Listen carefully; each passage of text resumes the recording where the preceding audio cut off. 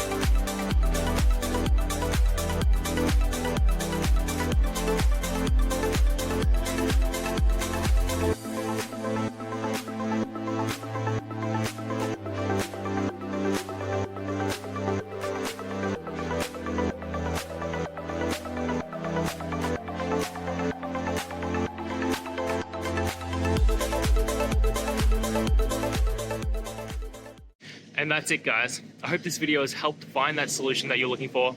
And if it did, please hit the subscribe button. I'd really appreciate it. Now, until the next time that you need technical help, I hope you have a good one.